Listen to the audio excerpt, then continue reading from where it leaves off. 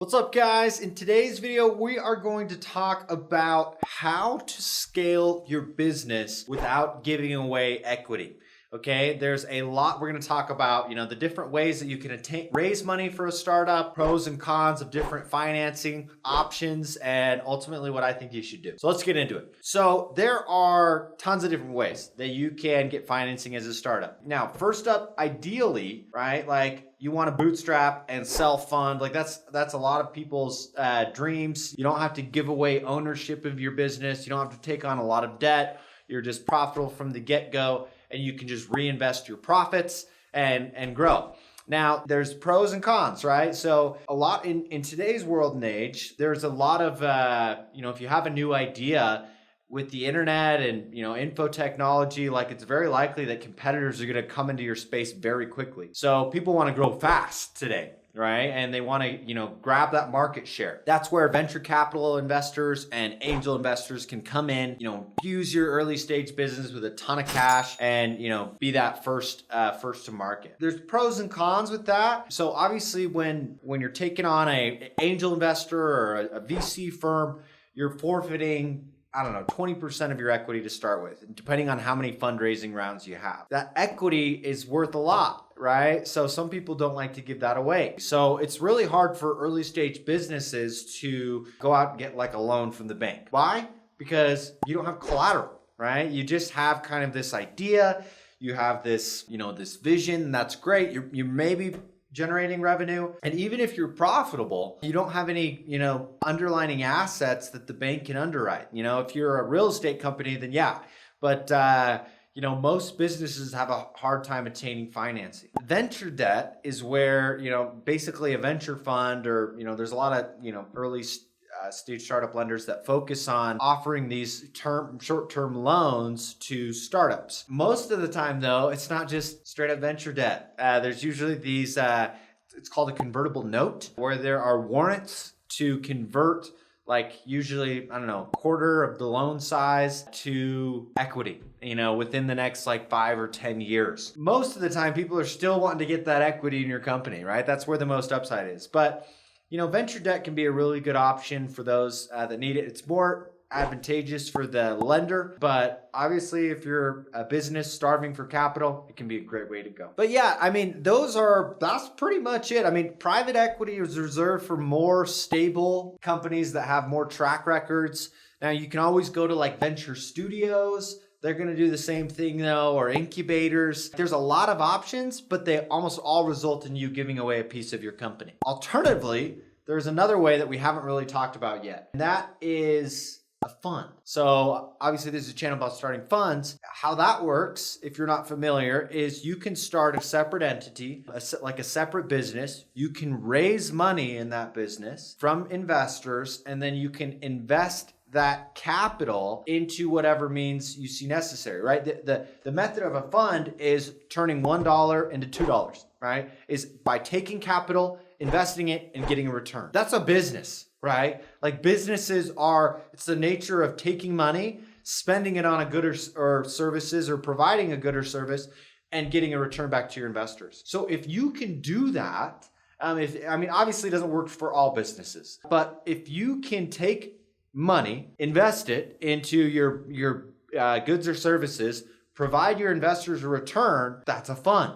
Okay, that's great. So start a fund to go out, and you don't have to give away any equity of that original company. So yeah, obviously you're not going to make as much profit from, doing it this way. You're going to give a lot of those profits to the investors, but it still can be very lucrative. So here's the thing that a lot of people don't understand. If you go watch some of our other videos, if you're not familiar with funds, I don't want to explain it all here, but you can then take your fund and your business can be a client of that fund. So, let's take so you probably, when you're thinking of funds, if you're new to the fund space, you're thinking of real estate or hedge funds and private equity. Yes, but there's also these, private equity is the nature of taking businesses and building them and making profit and selling them. Let's take a real estate fund, for example, though. If I go build a multifamily complex, there's going to be services that the fund is going to have to pay for to improve the value of that property. I'm going to have to pay for insurance. I'm going to have to pay for a property manager. I'm going to have to pay for, subcontractors to come in and, make that real estate better, right? But if you own a insurance company, and if you own a, subcontracting company, and you own a property management company, your fund can, employ, basically can be a service provider of that fund. And as long as you disclose, right, you're just like probably thinking, well, that's a lot of conflict of interest there. It's the 3 rules of funds are disclosure, disclosure, disclosure, right? So you just disclose all of these relationships. And as long as you can verify that the goods or services that these companies are providing to the fund are at or below market value. If it's below market value, it's actually in the interest of your investors, right? You're actually saving them money. And obviously this business can still be profitable. It's a great way to, you're basically starting a separate business to raise a bunch of money while keeping equity in your other business. And this business that you're trying to raise money for is a client of the fund. All right. Now, it's obviously a little complicated, but it's beautiful, right? It's so synergistic. And there are so many ways that you can do this. It's like building an empire of investments. It takes a lot of work. I'm not going to say it's easy, but it is a great way to go if you really don't want to give up that equity in your business. I know I kind of went through a lot there. If you're not familiar with funds, go and watch some of our other videos.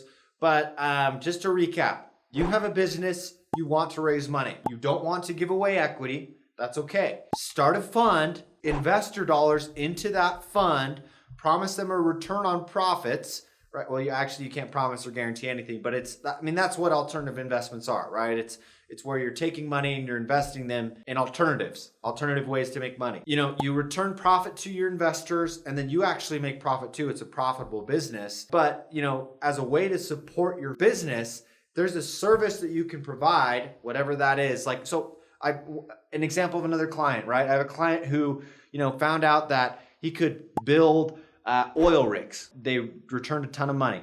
And he's like, I've got this business of oil rigs. It's fantastic, but I just don't want to give away a lot of equity. So he started a fund to go out and purchase these oil rigs. And then after, they're stabilized, he buys them back. Because he generates profit on the fund side, he'll buy them back later. I've got a guy out of Brazil, shipping containers that he can basically profit on. There are Amazon businesses where you can use this fund model for. There are so many businesses that complement a fund in ways that just people haven't even realized. Kind of a confusing topic, or intense topic, but there are ways to raise money, without giving away equity. So I hope you guys enjoyed the video. Talk to you later.